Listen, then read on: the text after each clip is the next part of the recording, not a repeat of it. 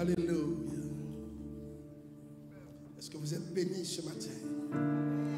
Gloire à Dieu. J'aimerais considérer deux textes qui serviront de toile de fond à notre prédication ce matin.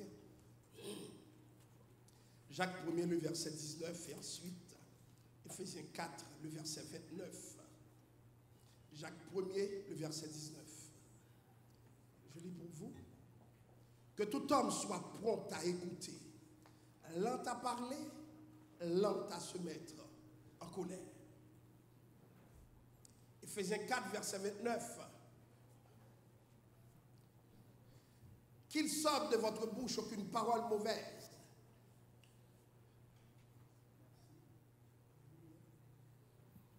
Alléluia. Ce micro est plus converti. Alléluia.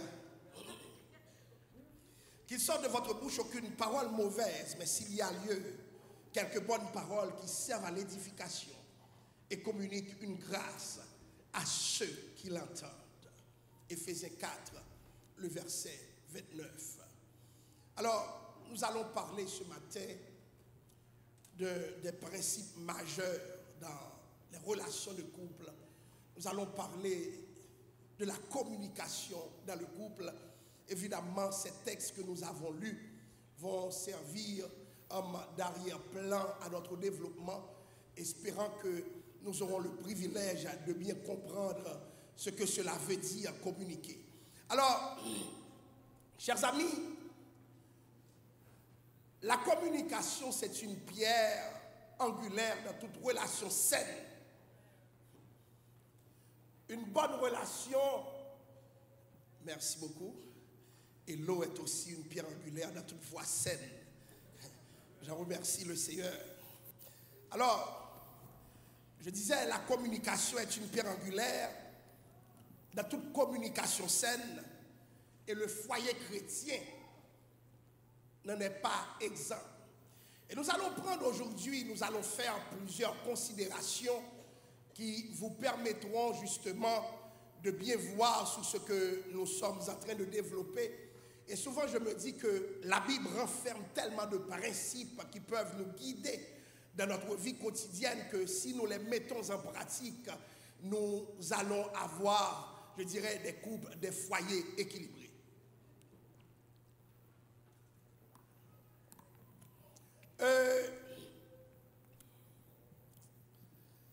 L'un des échecs majeurs de tout mariage réside dans la communication. Or, l'un des problèmes que nous ne prenons pas au sérieux, et pourtant qui est très sérieux, c'est que ce n'est pas parce que nous sommes convertis chrétiens qui va au ciel que nous savons communiquer. Certains l'ont dans leur ADN, c'est des parfaits communicateurs. Mais d'autres doivent le travailler et d'autres peut-être ne l'auront jamais, malgré la somme des efforts qu'ils auront déployés. Ça demande une grâce spéciale. Et même des fois, la communication même demande, je dirais, une prière intense, étant donné que chaque conflit, chaque échec traîne nécessairement un problème de communication. Et encore est-il, lorsqu'il s'agit des hommes, et je pourrais parler de l'homme haïtien en particulier, la communication devient un problème.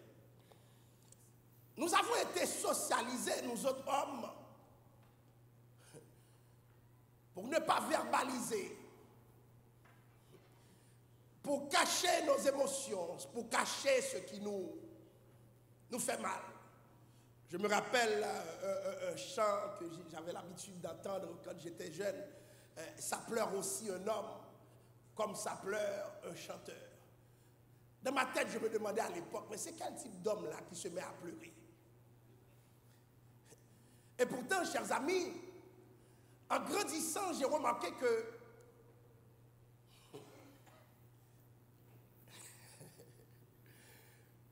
l'un de nos problèmes comme hommes, nous communiquons mal. Les hommes de la salle, vous me donnerez un amen?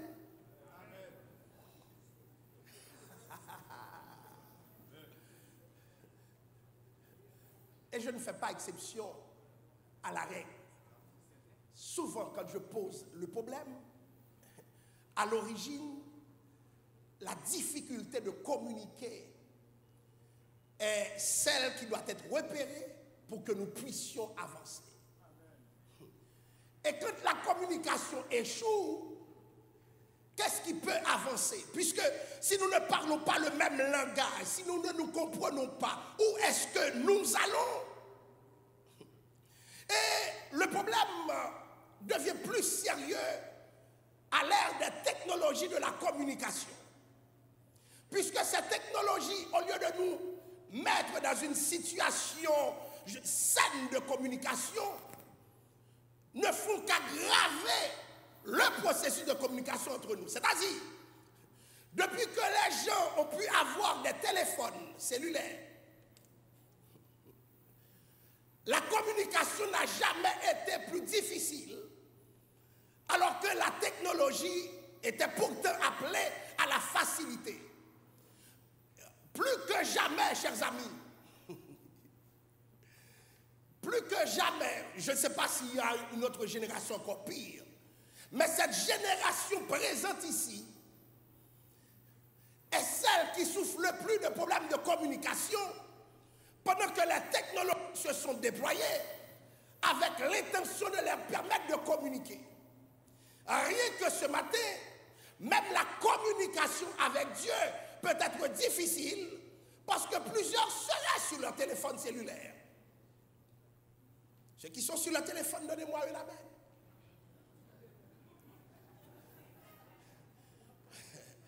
Bon Dieu, ouais. Dieu t'a vu. Tu ne peux pas débloquer ton amen, mais Dieu t'a vu. Pourquoi? Parce que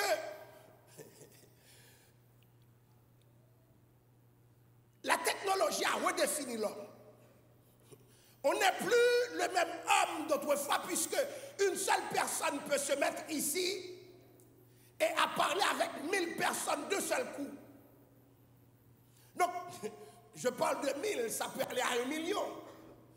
Aujourd'hui, la communication permet à l'homme de parler, je dirais, le langage même des anges, puisque seul un ange pourrait se permettre de parler à plusieurs en même temps. L'homme est en train d'augmenter ses manières de faire, l'homme est en train de grandir. On parle de l'homme augmenté. Ce n'est plus le même homme. Mais comment se fait-il, chers amis? Le même outil qui nous fait communiquer. Je parlais à un foyer quelques années de cela. C'était quoi le problème? Pasteur, il ne veut pas me donner le mot de passe. Mais je croyais que c'était un outil de communication. Oui, mais pasteur, depuis que je n'ai pas le mot de passe, moi, je n'arrive pas à dormir, je veux savoir pourquoi il est toujours sur son cellulaire. L'autre de répondre, qu'est-ce que tu veux savoir? Je texte quelqu'un. Il a dit, ben, je peux voir qui tu textes d'abord. Chers amis, ce seul élément à servir d'arrière-plan pour mener le couple en justice, pour incompatibilité de caractère. Un mot de passe, tu me caches quelque chose. Quête. Moi, j'essaie de comprendre, mais sauve ton foyer, donne le mot de passe. Quand elle aura fini de me donner le mot de passe, qu'est-ce qu'elle va me demander après, pasteur? J'ai dit, mais peu importe, sauve ton foyer. Non, jamais. Échec dans la communication. Et puis un bonjour, puisque c'était un Android, comment le mot de passe se met avec des traces. Pendant que le téléphone est déposé, la personne a essayé de regarder la trace, de suivre la trace, et puis le téléphone est ouvert. Il a fouillé le téléphone, Et puis il paraît sur monsieur. Bon, pas de gagner dans le téléphone, pourquoi il soit pas de problème, qu'on soit fait bail comme ça. Maintenant, le monsieur est tellement fâché, on a fouillé mon téléphone. Regardez, chers amis, je ne parle pas de l'éthique dans le couple, et de ces affaires-là. Ce n'est pas ça que je suis en train d'explorer. C'est pour vous dire, un simple outil devient un sujet de problème parce que la communication aujourd'hui passe mal. Les textos qui ne sont pas répondus, la possibilité d'être trouvé n'importe quand, n'importe où. Tu n'as pas répondu, mon téléphone n'avait pas de charge, mais tu as répondu à l'autre, je sais qu'il t'a appelé. Ça vous est déjà arrivé? Nous sommes à l'ère, je dirais, de la décommunication. J'ai inventé ce mot, n'oubliez pas, Robert est mon cousin, Laou c'est mon grand frère, achète, vient manger chez moi chaque semaine. Donc, j'ai le droit d'inventer certains mots. Nous sommes à l'ère de la décommunication, alors que nous sommes appelés à communiquer. Et plus que jamais pour les couples, cette facilité d'être derrière un écran, de communiquer, devient un problème non résolu, un problème insurmontable. Et ça prend une grâce spéciale parce que c'est un lieu de suspicion. N'importe quoi peut être surveillé et certaines personnes sont malades comment dirais-je, du téléphone de l'autre, de ce que l'autre fait. Et ceci, permettez que je vous dise, des fois avec raison. Avec raison. Alors, quelles seraient dans ces conditions les bases d'une bonne communication dans le couple?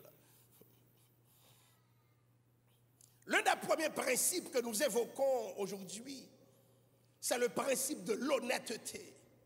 Exprimer ses sentiments avec sincérité. La Bible nous demande d'être sincères. Mais être sincère, chers amis, ne veut pas dire que tu peux dire tout ce que tu veux. Parce que certaines personnes sont juste mal élevées. Et derrière leur mauvaise éducation, ils cachent le mot sincérité ou bien honnêteté.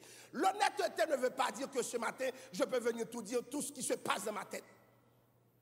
Vous comprenez cela? C'est pas parce que je suis honnête que je peux vous dire tout ce que se passe dans ma tête. Et même si c'était vrai, je dois me garder une petite gêne. J'ai un devoir de réserve. Vous comprenez ce que je vous dis? Ce n'est pas vrai que tu peux dire tout ce que tu veux parce que c'est mon mari, c'est ma femme, moi je n'ai pas de filtre. Tu dois avoir des filtres. Comment ça on n'a pas de filtre? Tu dis ce que tu veux avec ta bouche? Non, tu ne peux pas dire ce que tu veux. Et même si c'est vrai, je vous ai déjà raconté cette histoire, une femme qui est en train de trépasser et puis qui a demandé à une servante de Dieu, dis-moi ce que tu vois, est-ce que j'ai de la chance, est-ce que je vais survivre? La femme a dit, ah je suis servante de Dieu, je ne vais pas te mentir, j'aime moi pour aller. Et puis quelques instants après, la femme est morte. Elle est morte par honnêteté au nom de Jésus. Faites attention, chers amis. Certaines personnes sont détruites par une parole sincère, mais mal cadrée. Une parole sincère, mais mal orientée. Une parole sincère, mais trop dure. Faisons attention, chers amis. Donc l'honnêteté, c'est d'exprimer ses préoccupations avec sincérité, mais des préoccupations doivent être exprimées de manière saine. Parce que toutes les fois que ton honnêteté a pour dessein de blesser l'autre, il y a un échec dans la communication. Et le texte qui dit que tout homme soit prompt à écouter, lent à parler. Pourquoi on doit être lent à parler? C'est parce qu'on risque de dire ce qu'il ne faut pas dire. Parce que, chers amis, une fois que la parole est relâchée, elle ne peut plus revenir en arrière. Et si nous avions la capacité, chers amis, de reprendre les paroles que nous avions lâchées, et j'aimerais vous dire que plusieurs personnes sont mortes. Vous vous étonnez de combien de personnes sont mortes à cause des guerres qui ont été faites. Les guerres ont mis des hommes par terre, des milliers d'hommes. Mais j'aimerais vous dire que la langue a fait plus d'hécatombes que vous ne pensiez. Et c'est ça que fait, là où on parle en pile, même spirituellement, il n'y a pas de problème. Je vous le répète. Une personne qui parle trop, même spirituellement, va avoir des problèmes. Je vous parle du fait que la Bible disait, Dieu vous demandera des comptes pour toute parole vaine que vous aurez prononcée. Il y a des paroles qu'il ne faut même pas prononcer. Donc ce n'est pas parce que c'est dans ma tête, ce n'est pas parce que je suis dans un couple que cette personne peut entendre tout ce que je veux dire. Je n'ai pas besoin de parler des couples où les gens s'invectivent. Et puis dimanche matin, collaborent ensemble dans l'adoration. Alléluia, gloire à Jésus. Mettez ta bouche fermée. Parce que tu bluffes. Il y a des choses qui ne doivent pas sortir de ta bouche. Et si c'est un accident, demande pardon tout de suite. Parce qu'il y a une somme d'accidents qui dit que ce n'est plus un accident. C'est ta réalité. Écoutez, le problème c'est que le texte dit encore dans Jacques 1er verset 19, l'un à se mettre en colère. Parce que quand on est en colère, c'est le moment où l'on communique le plus mal. Parce que l'homme en colère, la femme en colère, perd de sa stabilité émotionnelle. C'est rare que dans nos moments de colère, nous prenions les meilleures décisions. C'est rare dans les moments de colère, nous avançons réellement dans la bonne direction. Et c'est pour cela que, avant même de prendre une décision, quand on est en colère, il faut prendre du recul. Parce qu'avec la colère, tu peux dire quelque chose qui va jouer contre toi, que tu ne seras plus en colère. Parce que cette personne, chers amis, même si tu lui as dit toutes les bonnes choses du monde, se souviendra toujours de ce qui est négatif. Le cerveau humain est plus marqué par la négativité, la mémoire humaine même. Un professeur expliquait sur un tableau, il faisait une équation. Et puis tout le monde regardait l'équation. Une équation très difficile. Et puis une faute au dernier moment. Et puis toute la classe s'est mise à rire. Mais pourquoi on n'a pas applaudi ce qui était bon? On ne va pas t'applaudir parce que tu as dit de bon. Mais on va te souvenir, se souvenir toujours de ce que tu as fait de mal. Rares sont les personnes qui ne sont pas ainsi. Rares sont les personnes qui ne sont pas ainsi. Et Dieu les bénit, que Dieu les bénisse, ceux qui peuvent voir les meilleurs des autres personnes. Lorsque nous communiquons avec honnêteté. Parlons avec amour. C'est ce que le texte dit, qu'il ne sort de votre bouche aucune parole mauvaise. Et c'est pour cela que ça demande le deuxième principe, l'empathie. Capable de te mettre à la place de l'autre. Comment tu aimerais qu'on te traite toi-même? Comment tu aimerais qu'on te parle toi-même? Si c'est toi qui avais fait ça. Et chers amis, je vais vous dire, sur ce chapitre, ce n'est pas facile, parce que il est plus facile pour nous autres de briser l'autre, de déconstruire l'autre, que de construire l'autre. Qu'il ne sorte de votre bouche aucune parole mauvaise. Et chers amis, sur ce plan, j'aimerais vous faire voir que certaines fois, ce n'est pas la parole qui est mauvaise en soi. L'intention est bonne, mais les mots choisis pour véhiculer cette intention sont mauvaises. Je prends un exemple qui fait toujours mal. Généralement, quand on dit à un homme, écoute, on va se parler plus tard. Qu'est-ce que les hommes font d'après vous? J'ai entendu un homme me répondre.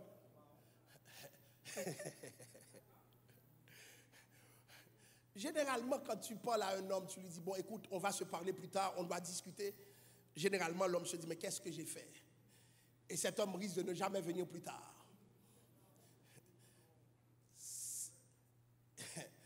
Je vous le dis encore, c'est rare les hommes qui savent communiquer.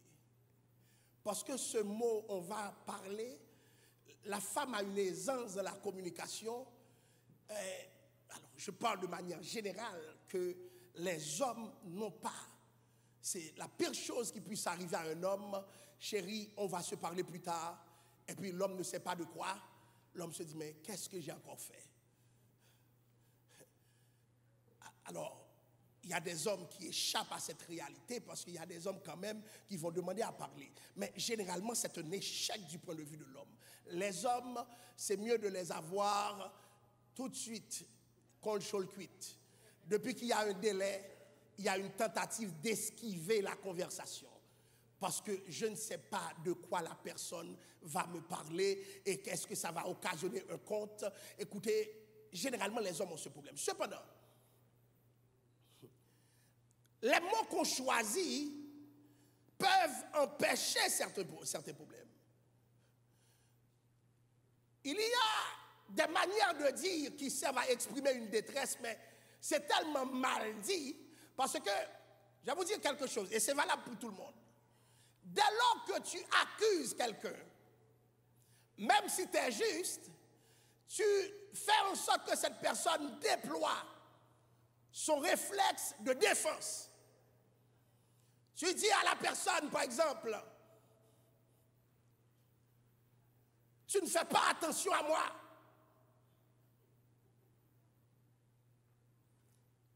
Le mari doit te répondre, oh, comment ça je ne fais pas attention avec toi? Toi, tu veux toujours qu'on soit auprès de toi, tu veux que je sois toujours à la maison. La femme qui vient d'avoir un enfant et puis le mari fait sa jalousie parce que la femme est toujours avec l'enfant. Messieurs, donnez-moi un amen.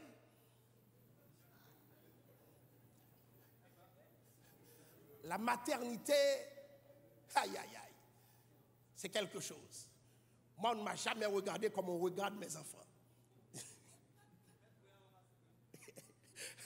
Mettre pour en passer près. Les femmes ont quelque chose pour leurs enfants, c'est indicible, indescriptible. Nous, bah, amen, vrai? Vous êtes méchants. Retenez votre amen au nom de Jésus. Ne la débloquez pas. Écoutez, elles ont une manière pour leurs enfants. Un homme qui va dire, tu me négliges, qu'est-ce que cette femme va répondre? Tu ne vois pas que je suis occupé avec ton enfant?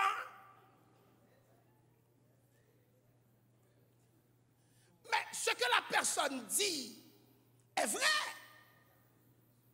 Ce que la personne vit est vrai. Il y a cet adage qui dit, nul ne sait mieux que l'âne, là où le bas blesse. Par contre, si on disait cela autrement, comment dire ça autrement? Je prends un exemple. Je veux dire que je me sens négligé. Je dis, je me sens négligé.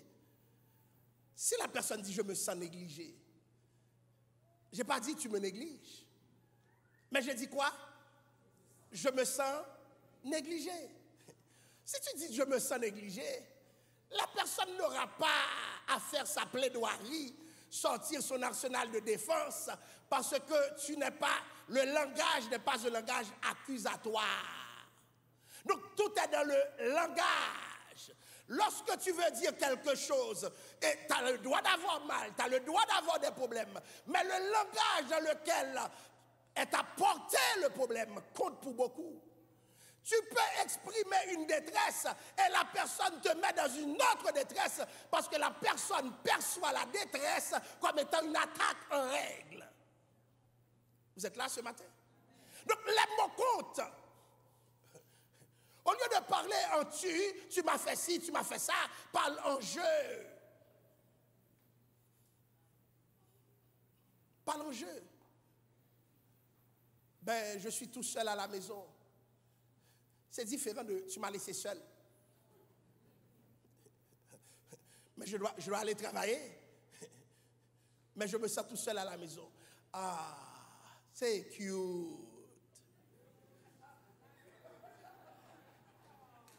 Il a besoin d'attention. Tout est dans le langage. Le langage. Et les gens qui ont le langage qu'il faut, chers amis, ils dominent le monde. Ils dominent dans la relation. Les bouches, comme on dit, sweet. ça change la donne. Tandis qu'il y a des bouches qui sont agressives. Voyez-vous, quand c'est agressif, tout le monde a l'intention de se détourner quelque peu. J'ai vu des personnes se lever au moment où on essaie de communiquer avec eux. Pourquoi? Parce que la personne sait qu'il va y avoir une agression. Et pourtant, cette personne est en train d'exprimer quelque chose de constructif. Mais les mots choisis pour construire peuvent être des mots destructeurs. Donc, dans un couple, puisque nous sommes appelés à vivre ensemble, choisissons nos mots.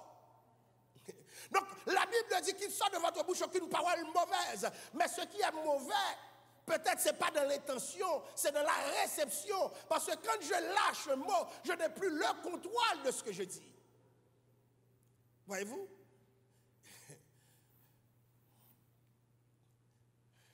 C'est peut-être l'un des défauts des messages textes. J'ai eu une rencontre de comité avec un message texte que j'ai envoyé rapidement. Et puis, quand je suis venu, je ne savais pas que la rencontre était pour ça, mais j'ai juste demandé avant la rencontre, est-elle, je t'ai envoyé un texte parce que telle chose, telle chose. Ah, c'est pour ça que tu m'envoies ce texte, oui. Ah ben, on n'a pas besoin d'avoir la réunion. J'ai dit, mais je n'ai pas compris. C'est pour le texte qu'on est là. Moi, voilà ce que j'ai cru que tu as dit. Soyez clairs. Soyez clairs. Il y a un courant en littérature qui dit « je est un autre ». Et ce n'est pas « je suis un autre », mais « je est un autre ». Pour expliquer quoi? Les auteurs ont remarqué que ils ont écrit quelque chose qui a du succès. Mais ce qui fait le succès, c'est parce qu'ils avaient en tête. Lorsque les gens relisent ce qu'ils ont écrit, les gens ont autre chose en tête. Et comme c'est du marketing, cette personne va surfer sur le succès, faisant semblant que c'est ce qu'elle voulait au départ. Mais certaines œuvres dépassent leurs auteurs. Attention, nous sommes à l'ère des textos. Soyez clairs. Soyez clairs. Une parole mal dite, une parole non claire, un contexte non compris peut entraîner des dégâts.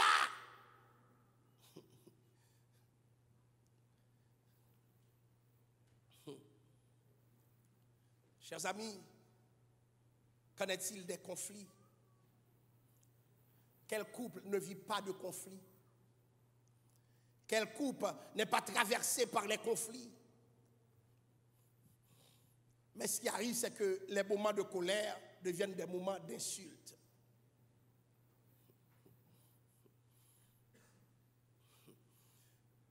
Il y a quelqu'un qui disait, soyez en colère contre moi, mais ne m'insultez pas. La colère n'est pas une excuse pour parler sans réfléchir. Qui ne s'est jamais mis en colère?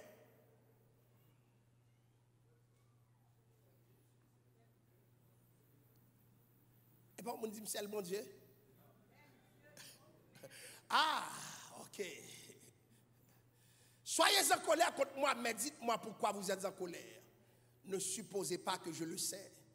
Soyez en colère contre moi, mais n'en parlez pas aux autres. Couvrez-moi. Quand vous êtes en colère et puis vous détruisez la femme, vous détruisez le mari, à quoi vous vous attendez?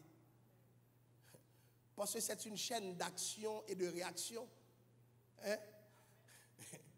Soyez en colère contre moi, mais n'oubliez pas les nombreux aspects positifs de ma personne. La personne ne devient pas le diable à cause d'une faute, même si la faute est grave. Quand c'était bon pour toi, qu'est-ce que c'était? Quand ça allait bien, c'était le diable. Mais quand ça va mal, tu détruis la personne. Je ne sais pas si vous êtes déjà arrivé de suivre un procès. L'avocat de chaque partie dit « détruis l'autre ». Détruis l'autre. Fais paraître l'autre devant le juge comme le diable. Mais il en est qui n'ont pas besoin d'avocat de juge, mais entre eux, ils deviennent le diable. Parce qu'il y a une colère qui s'est installée. Soyez en colère contre moi, mais ne m'infligez pas un traitement silencieux. Gardez les lignes de communication ouvertes. C'est parce que tu es en colère. Oh. Tu ne parles pas. Tu rentres en train de bouder. Les enfants te regardent. Tu inspires la terreur avec ton silence. Ça, c'est la force des hommes. Donnez-moi un amen, monsieur. Mathieu, viens pour nous. Oui?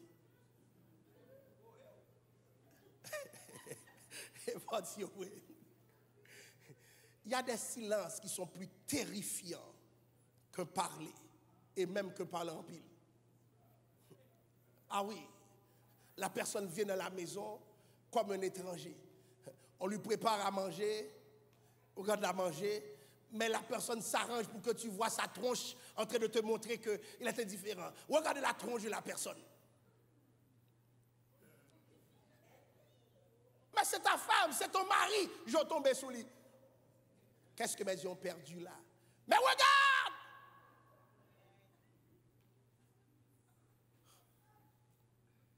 Et souvent la personne ne sait même pas ce qu'elle a fait.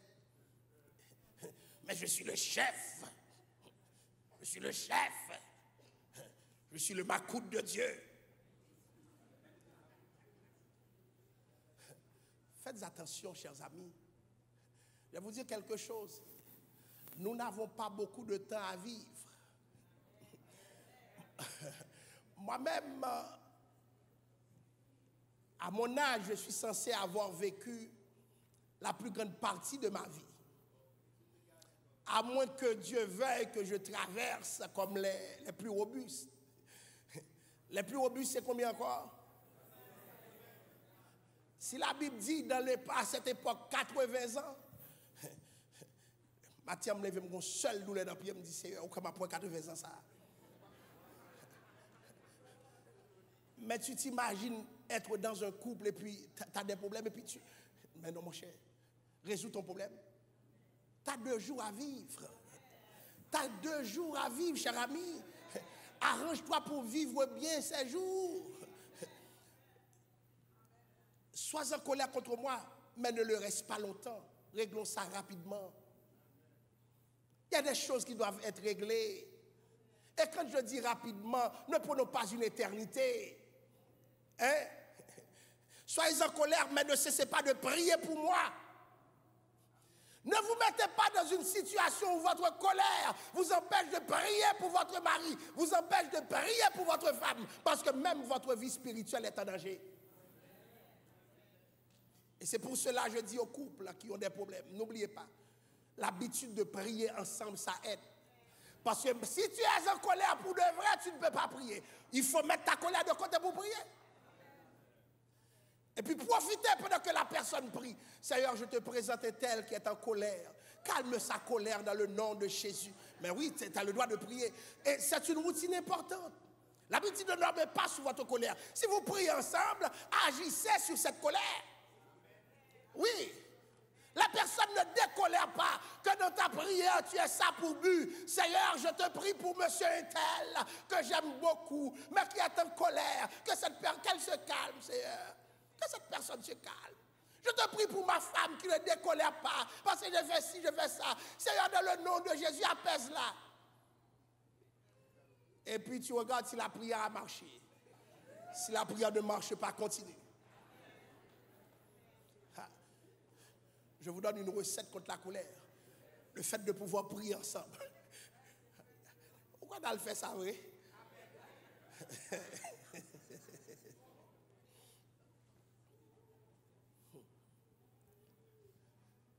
Soyez en colère, mais ne menacez pas d'arrêter ce que nous avons construit. Il y a des gens qui ont perdu leur maison par colère, qui ont perdu leurs enfants par colère, parce qu'ils ne décolèrent pas. Mesdames, attendez bien, ça me va le dire là. Soyez en colère contre moi, mais ne me punissez pas en utilisant le sexe.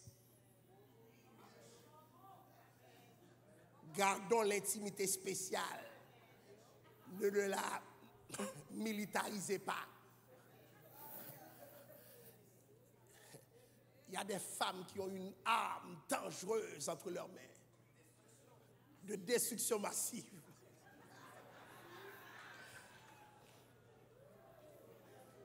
C'est pas normal, non? c'est pas normal. Je vais vous dire en psychologie comment un homme réagit. Tu peux parler de l'amour de toutes les manières, mais en réalité, un homme est plus rapide. Pendant que tu réfléchis, l'homme voit l'amour dans un endroit spécial. Quand cet endroit est bloqué, ça veut dire que tu ne m'aimes pas. Aussi simple que ça. Mais les autres élaborations, ça compte. Mais je vais vous dire, à la fin de la journée, et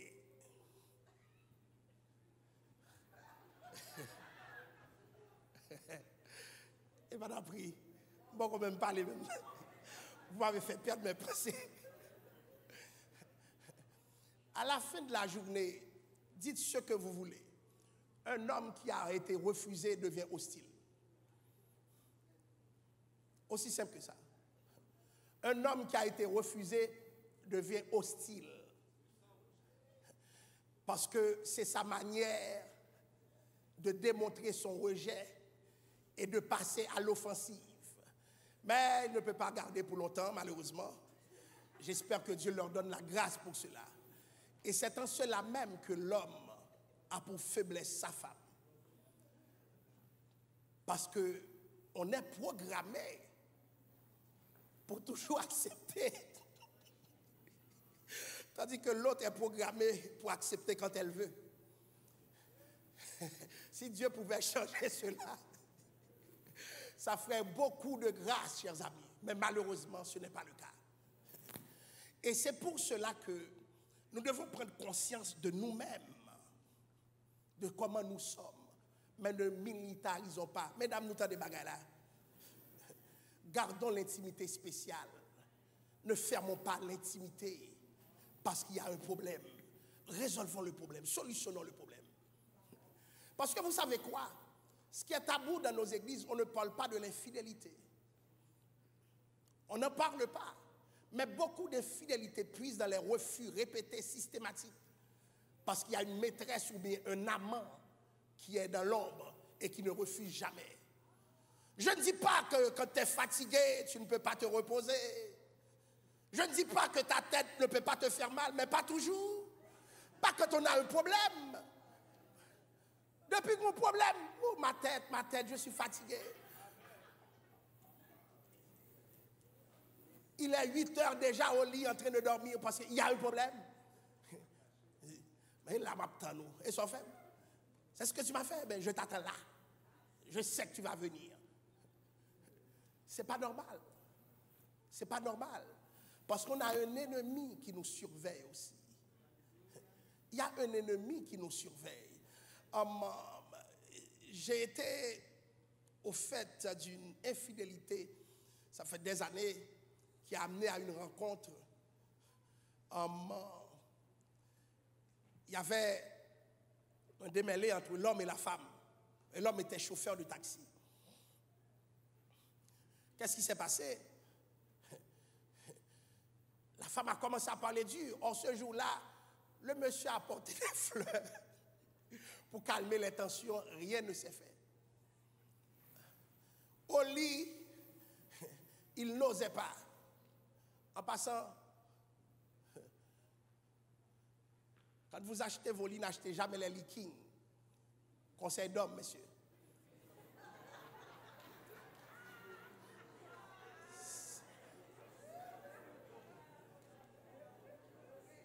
Plus la place est réduite, plus la grâce de Dieu peut tomber. Oui, ou poussez plus haut, ou propose, ou virer, parce que la place est divine. Mais quand tu as un liquide, l'Orient et l'Occident ne peuvent pas se rencontrer facilement. Et la nature a horreur du vide. Et en plus, les enfants aiment le vide, ils peuvent venir s'installer. Donc, le king, c'est pas bon. Rejetez les rois au nom de Jésus. Prenons les reines. Alors, qu'est-ce qui s'est passé? Il est sorti et puis, il faisait du taxi. Automatiquement qu'il est sorti, la première personne que ce monsieur a accueilli, c'est une femme. Et cette femme, on dirait, c'est une envoyée si elle savait ce qui se passait dans le couple. Oh, ils sont tombés. Vous savez ce que je vous dis? Et puis, voilà comment une situation qui a commencé par une petite chose va avoir des grands effets. Et je vais vous dire, c'est un principe même du royaume de Dieu. Ce ne sont pas les grandes choses qui amènent les grands effets. C'est toujours les petites choses. C'est les petites choses de rien du tout. Et c'est pourquoi je vous dis, faites attention aux petites choses. Parce que les petites choses peuvent s'amplifier, prendre des dimensions insoutenables. Faites attention. Et lorsque, ce qui est drôle, c'est que quand le problème est passé, la femme l'a su sans que personne ne lui ait rien dit. Faites attention, chers amis. Parce que l'intimité, c'est ça aussi, savoir ce qui se passe. Les femmes ont un troisième ou bien, je ne sais pas, un cinquième sens. Sixième sens. Mardi, septième même. C'est incroyable, cette intuition. Automatiquement, elle savait que quelque chose s'était passé. Et puis, elle a commencé à pleurer. Le monsieur a avoué. Et puis, les problèmes ont commencé. Problème. Au lieu de me donner ces problèmes, de venir avec moi, commencez à vivre ensemble. Voyez-vous? Sois en colère contre moi, mais ne me rappelle pas sans cesse les choses que tu as dit m'avoir pardonné. Tu as pardonné à cette personne. À chaque fois, tu lui rappelles ce qui s'est passé. Mais ça fait 5 ans, ça fait 10 ans, encore et encore, la cassette tourne. C'est un refrain interminable, plus long que le service d'aujourd'hui. Non, alors, on a commencé depuis 10 heures là, on est là. Mais il y a des personnes qui passent des cassettes et tu connais le refrain. Mais à un moment donné là, je vais vous le redire, vous n'avez pas beaucoup de jours à vivre sur terre. On n'a pas encore inventé la pilule qui permet de dépasser 100 ans. Si cette pilule était inventée, je vais vous dire, bon, écoutez, vous gaspillez votre temps, mais vous avez peu de temps. C'est pourquoi moi, conscient de cela, je taquine ma femme matin, midi, soir. Bah, faut le barrer. Ou même des autres petits garçons ça. Je ne vais pas laisser tomber. J'ai peu de temps. Il me reste peu de temps. Cette conscience, on ne l'a pas. On pense qu'on est toujours jeune, qu'on restera toujours jeune. Et puis une maladie arrive. Tu te rends compte que tu étais plus faible et puis tu n'as pas vécu ton temps de mariage. Dieu t'a donné un temps de mariage pour vivre pleinement ce temps. Mais vous laissez les bagatelles détruire votre vie parce que vous communiquez mal. Qu'il ne sorte de votre bouche aucune parole mauvaise, mais s'il y a lieu quelques bonnes paroles. Hein? Mais vous rappelez sans cesse les mauvaises choses. Sois en colère contre moi, mais ne développe pas une mauvaise attitude, une mauvaise image de toi-même. J'assume la responsabilité de t'avoir offensé. Faisons en sorte que nous puissions travailler ensemble. Je vais vous dire quelque chose. Ta femme peut avoir des problèmes de caractère, mais elle est déjà ta femme. Ton mari a des problèmes de caractère, mais c'est déjà ton mari. Aime ton homme.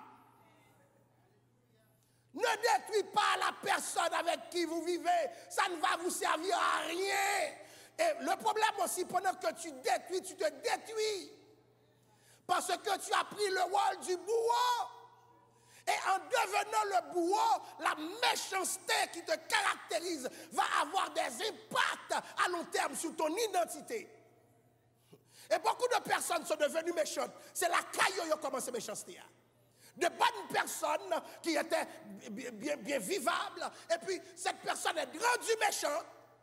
Ça a commencé avec la femme ou le mari. Ça s'étend à l'église. Ça s'étend dans la communauté. Et puis, le poison émerge.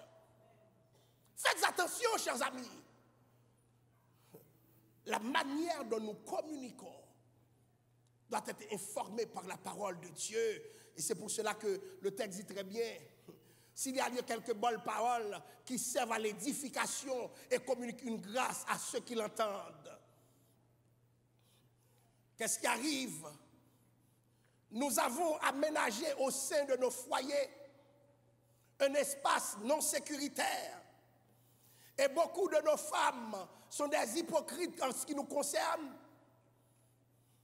Beaucoup des maris sont des hypocrites en ce qui nous concerne. Parce que tu communiques tellement mal, cette personne ne peut pas te dire la vérité, parce que si on te dit la vérité, tu vas exploser. Mais pas inquiétez-vous, toutes deux apprenez. Je vous le répète, ne soyez pas naïfs. Tout le monde le saura. Et c'est pour cela que créez un équilibre dans votre couple. Faites en sorte que l'autre te voit comme une bonne personne. Parce que l'autre a fait une erreur, l'autre ne peut pas venir te parler. Eh bien, à qui c'est mal parler? Et puis tu as vendu ton couple, tu as vendu ton mari, tu as vendu ta femme. Et puis qu'est-ce que tu penses que les autres vont faire? Qu'est-ce que vous pensez que les autres vont faire? Ils vont dire à leurs propres enfants, n'entrez pas dans cette famille. Et puis il a pris avec, il a gêné avec. Mais je les comprends.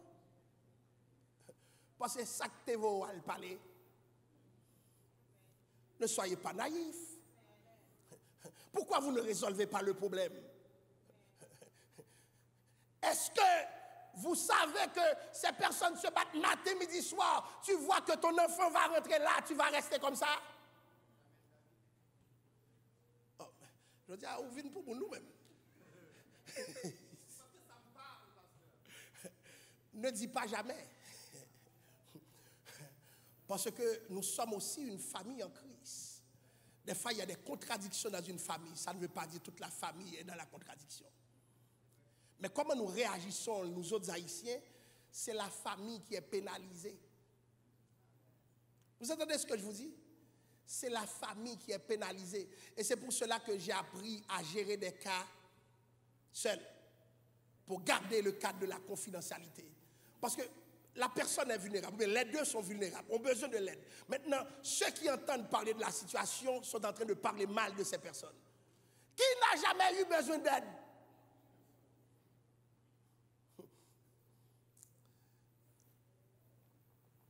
J'ai pris une leçon plus jeune, je vais finir là. C'est une femme très impliquée dans son église. Et puis il y a eu un cas d'adultère. Dans sa naïveté, elle a été parlée au leader de l'église. Le leader estimait que c'était trop pour lui.